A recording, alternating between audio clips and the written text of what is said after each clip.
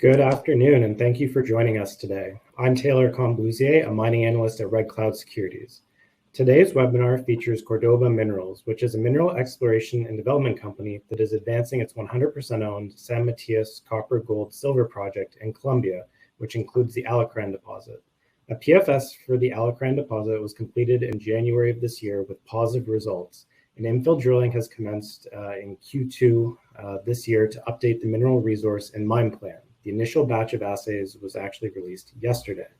The company also owns a 51% interest in the Perseverance project with a right to earn up to 80%, which is located in Arizona.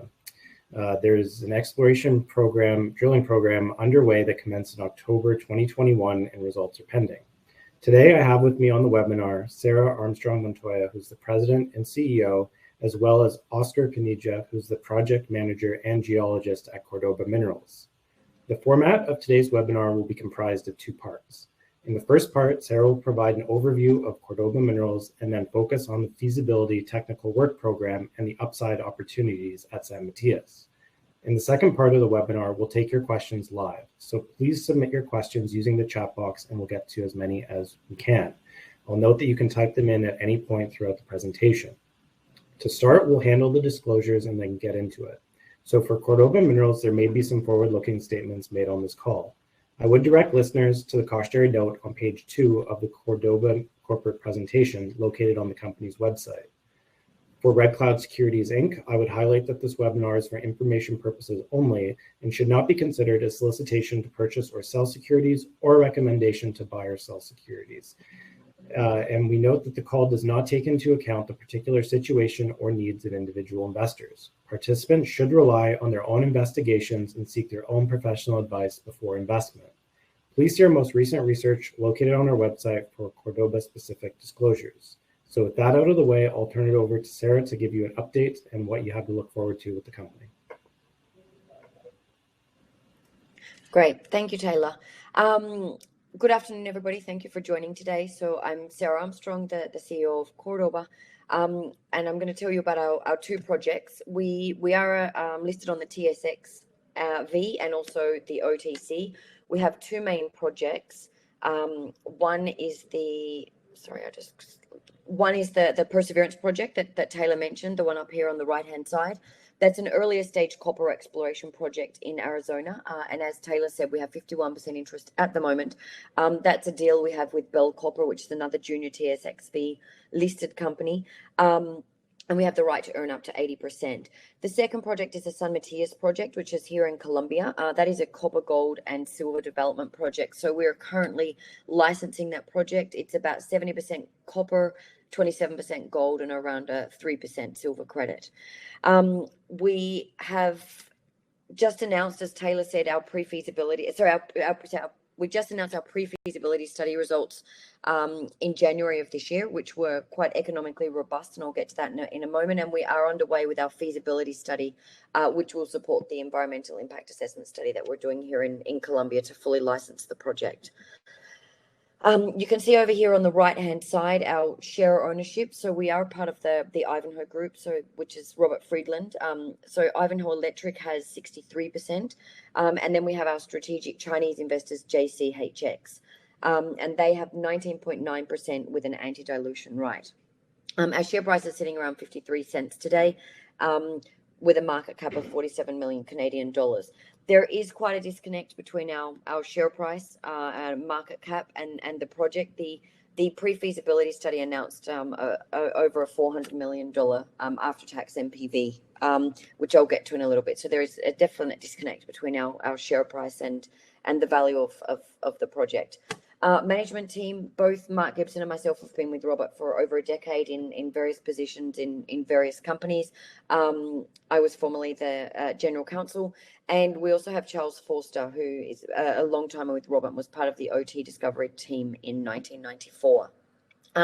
Also experienced board of directors, very technically strong.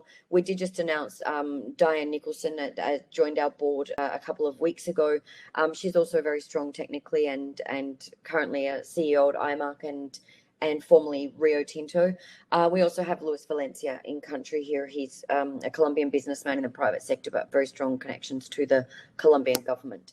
So this is a San Matias project. You're looking at this green hill, you're looking at, if we flip that upside down, that's going to be the mine. It's a low strip ratio, very, very easy to mine, and that's going to be the open pit. So it's a modest-sized project. It's around 102 million tonnes of probable reserve.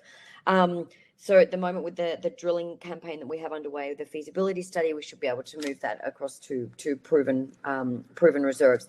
It's a 13-year life of mine. We do have the option to extend that, and that's something that we were working on with these studies. So it was a $415 million after-tax NPV of 8%, 25% IRR, and a 2.2-year payback period.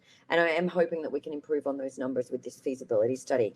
In November of last year, we filed the PTO, which is the first of 2 permits that are required in Colombia to build and operate a mine. And we do expect to have an answer back from the government in the very near future. I hope sort of within the next month, as they indicated to me, to get that approval. The second permit that you need is the environmental impact assessment study. We've been doing that for about 18 months, and we've probably got another year to go on that. So the feasibility study will support the EIA. The EIA requirements go over and above that of a feasibility study. So it's quite a lot of work. We have 6 drill rigs at the moment turning in Alacran. You can see at the bottom of the hill here, these houses. That is a community that we're going to have to relocate. And those drill rigs are turning right there in between those houses at the moment. So this is where we are. If you look at this map on the right-hand side, you can see that 20 kilometers to the northeast of us is Cerro Matoso, which is a South 32 mine. That's nickel open pit, and they've been there for about 4 decades. They just said this morning that's a 40th year this year. And then to the north of us, we have an open pit coal mine as well. Part of the reason that we invested in this region is the Department of Cordoba and in particular Puerto Libertador, where we are, it's very pro-mining. So we've never had anyone against the project. So, you know, with communities, we have community support, we have local government support from the grassroots up all the way through to the national level. This project has also been declared a project of national interest by the Colombian government, given the copper and the amount of employment that this will generate and what it will bring to the region. The other one of the reasons that we invested here is the existing infrastructure. So existing roads, a lot of that was done by Cerro Matoso. So we will export out of the port of Tulum, and that's about 200 kilometers away to the north, and that's all paved roads. We have all paved roads apart from about 20 kilometers to site, which is gravel, and that will be obviously upgraded as we advance the project. Telecommunications there, electricity is there. We get about 2.5 meters of rainfall per year, and so from that sort of we're quite well placed there, and we're in a very pro-mining community. With the PFS, we also announced that we would be doing a 22,000 tons per day production. That was a change from our formally announced PEA, where we were going to start at 8,000 tons per day and ramp up to 16,000 tons per day by year 6. With further studies, we were able to reach that 22,000 tons per day starting off. As I mentioned, also the 13-year life of mine can be extended. During the PFS, due to time restraints and COVID, we only included the Alacran pit, but in the previous study that we'd done, we included the 3 satellite deposits surrounding that. You can see there on the map, that's Montiel East, Montiel West, and Costa Azul. So the idea is to bring those back in to the feasibility study, which will give us a few more years on the end of that life of mine and also increase the tonnage. So here are the economics that we spoke about before. You can see $415 million after-tax NPV there. We used a spot price of $3.60, which was a long-term consensus pricing at the time by CIBC. It is a modest-sized project, so it is very price sensitive. So we stress tested that on the low end as well, and this is still economically viable at around $2.80. Although with the demand for copper, we don't think it's going to be going in that direction. And you can see that this becomes very economically attractive with the copper price up at around $4.30. We do require $435 million initial capex, with sustaining of 88 and closure of around 67. But as I did mention, this does have a quite a nice payback period of 2.2 years. So the feasibility study that we've got going on at the moment, as I mentioned, we've got the six drill rigs. We did make an announcement yesterday on some of those results. I do have Oscar on the line, and he can answer any questions about the drilling results that we announced yesterday. We were able to get greater recoveries with the metallurgical testing. We were very conservative in the PEA, and so simply by more testing, we're able to get 92.5% copper, 78% and 78% gold within the fresh rock, and also that the gold can be recovered within the saprolite material. I did mention before those throughput studies improved our tonnage to 22,000 tons per day, and we're currently looking at the locations of to confirm with the plant, electrical power supply. Also port and those external roads and bridges. And I did mention the 13-year life of mine that we can extend there. The other big change between the PEA and the PFS was the commingling of waste rock and thickened tailings. So in the PEA, we used a conventional tailings, but we were able to show that this project is a very good candidate for commingling of waste rock and the thickened tailings. And it's safer, it's a more compact footprint, better for the community. So that's the direction we're going in with the tailings dam. So this is the initial infill drilling program that we have going on at the moment. So there's just over 6,000 meters of what we've drilled, and 24 diamond drill holes. And it does focus on the northern and central areas within the Alacran deposit, which host the high-grade mineralized zones. And the mineralized intersections correlate closely with the pre-feasibility block model. So that's what we're seeing at the moment. We've also intersected multiple late mineral gold copper veins within these drill holes. Okay, to the next one. So this is what we released yesterday, and here's some of our core and the results up here. So we're quite positive on what we're seeing at what we're seeing at the moment on the drill program. This picture is from 2017. It was actually that year the highest grade gold intercept on the planet at 4,400 grams per ton. The problem is we haven't been able to repeat it. So we do keep intersecting these high grade gold veins, but you can't trace them along down dip or along strike, and so we've had to exclude them from the resource model. What that does mean, however, is this is a project that's probably going to produce a lot more gold than what we have in the resource. We applied a cutoff of 10 grams per ton in the PEA and also in the PFS. Environmental and social governance. So we have a huge social focus. We have 12 communities within the area of interest. 3 of those communities are going to need to be relocated. One is those houses that you saw at the bottom of the hill there. That's the Alacran community. The 2 other communities don't need to be relocated until year 7 of the project, and it's only 20% of those communities. The Alacran community is actually an illegal mining community, not artisanal. It's actually illegal, and they've got quite a sophisticated operation there. We do have a good relationship with them, and as I mentioned, we are working in that community at the moment.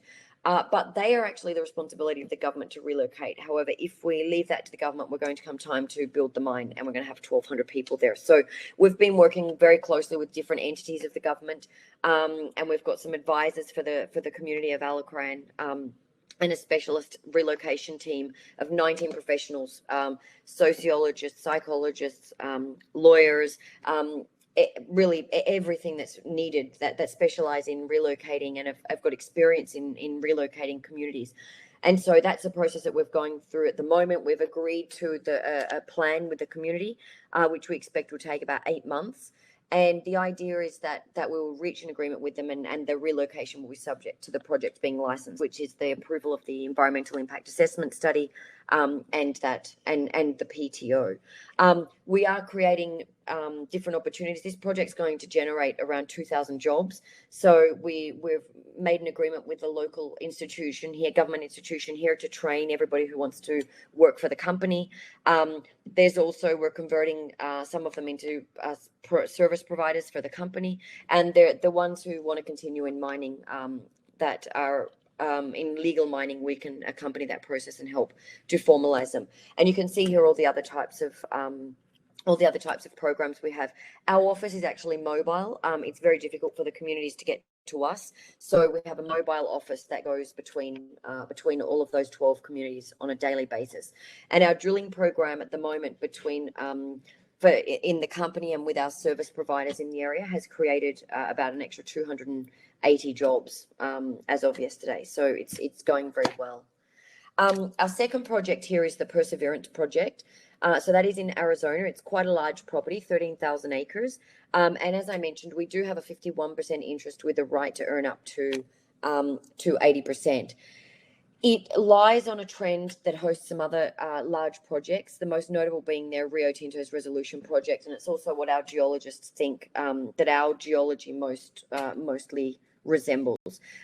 You can see at the bottom here that there's the terms of our option. This was very much a bottom of the market type deal to be able to get an 80% interest in this project for 17 million Canadian dollars. But the reason being that this project is deep under rock, and that's sort of our bread and butter. And within our group, we have our own IP technology, and so we like this type of project. So it enabled us to get a very good deal. You can see there on the right hand side up where we're located, very close to Kingman. So this over here is the Wheeler Wash. We've known about that for around 100 years, showing some of the geology there. Most geologists looked at this and they thought that there was a porphyry on the top of exposed roots on the top of a rock, and it had eroded away over time. But Dr. Tim Marsh, so he was also the head geologist for Rio Tinto's Resolution project, and he looked at this and he thought that maybe it had been carried down into the porphyry, had been carried down into the valley and covered by gravel and rock. And so he started drilling this, and you can see these drill holes down on the bottom left-hand side. He started this with his own money and sort of chasing this porphyry. So he did some of this initially with his own money, some of it with partner dollars, and these last few holes were funded by us and that we did together. The K22 showed evidence of a nearby porphyry copper system. And so based off that, we planned these two drill holes. It was quite deep. We're about a 1.5 kilometers that we did with the drilling program. However, before we continued doing drilling there, we kept intercepting mineralization, but we need to run our IP typhoon system over that to confirm on the second drill hole.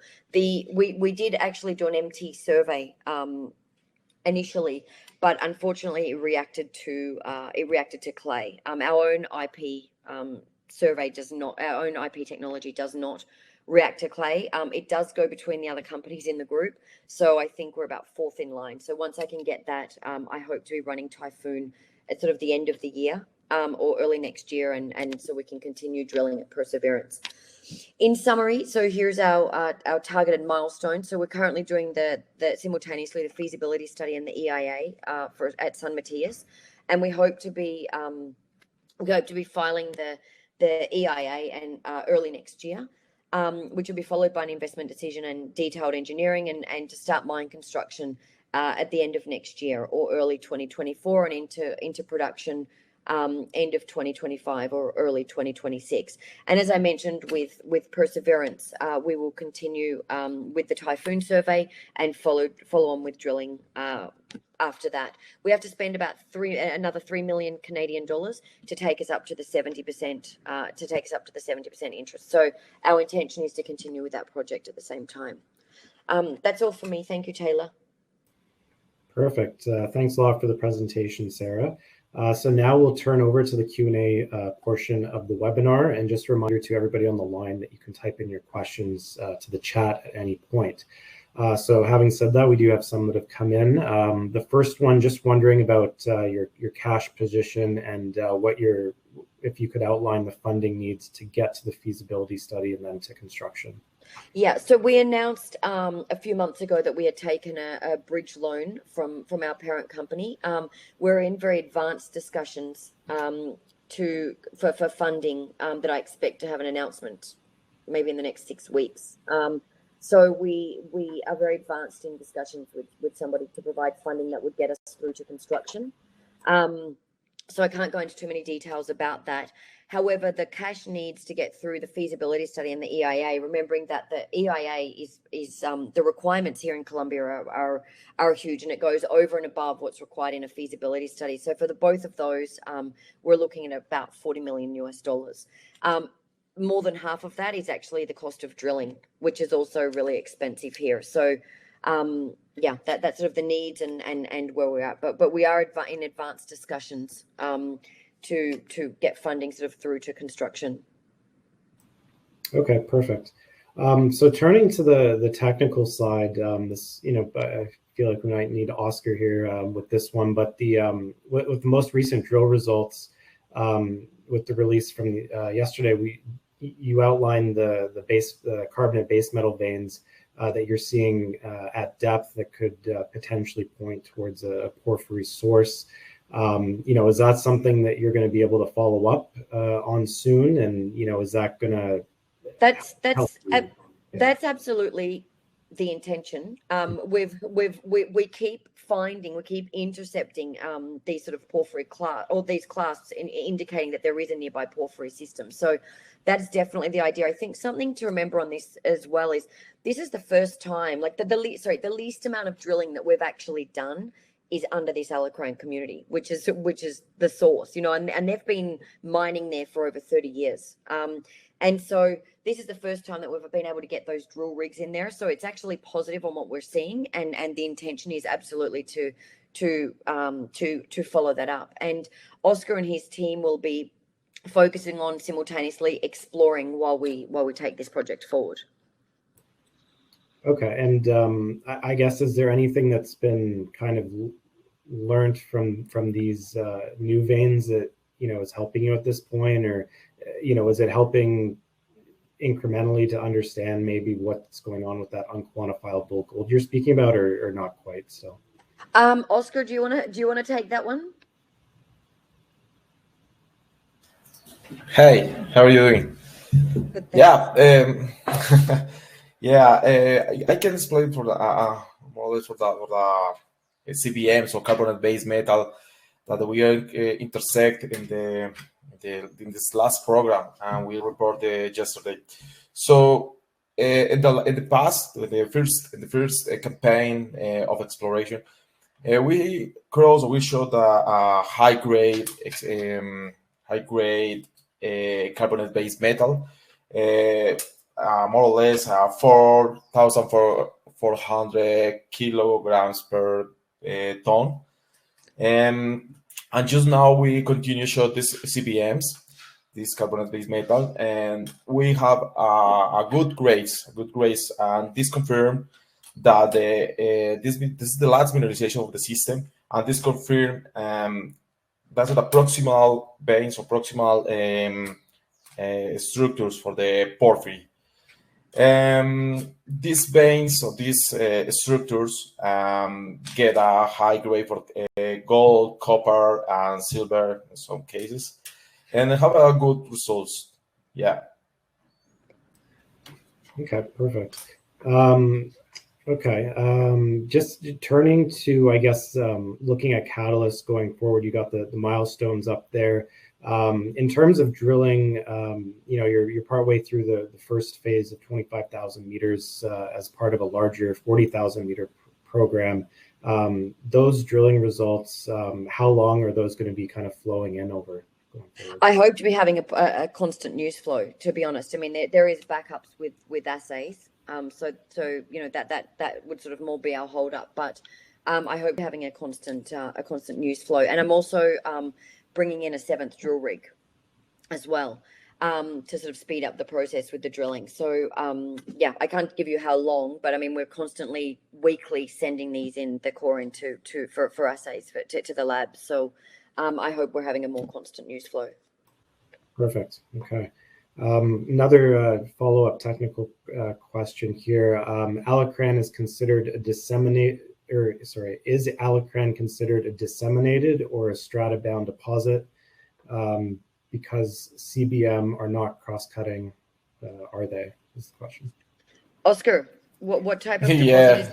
is Yeah, this deposit, it's the replacement, strata bond or strata replacement. Exactly. So in the labs, we have a one, how do you say? Sorry, Sarah. Thesis of master for our GEO. In this thesis, our GEO said we have a hybrid model. We have probably IOCG. It's the probability. Another thing is the porphyry or associated porphyry. If you can see in our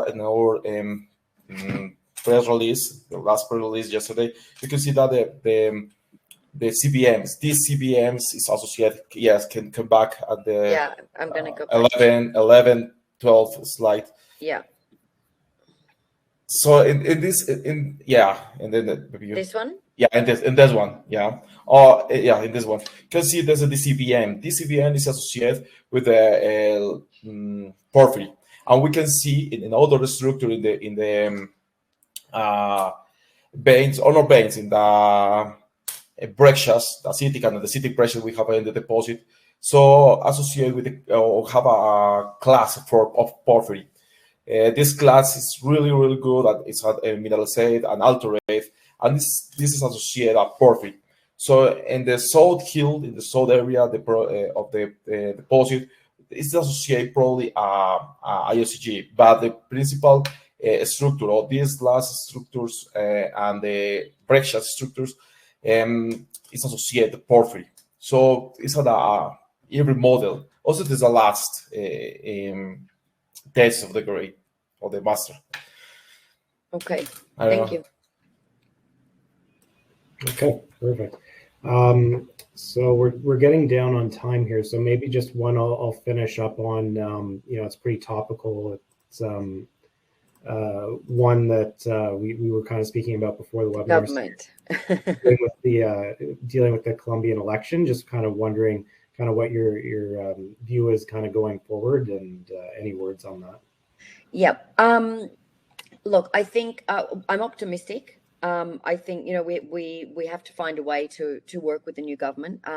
They are copper positive, so in that sense, I think that's very good for us. We did have meetings with the new government, but prior to them winning the election, and they were supportive of our project. So we haven't met again since they won and since they took office, which was just on Sunday. And I see that, one thing is to be in campaign and the other thing is to be in office. And I think since Petro won, he's been very measured in what he said. He sort of was out of that campaign mode, and has acknowledged that, they will respect the laws that are in place and that they will work with the companies, and sort of acknowledging that mining is needed for the economy, which it absolutely is here. It's fundamental for the economy.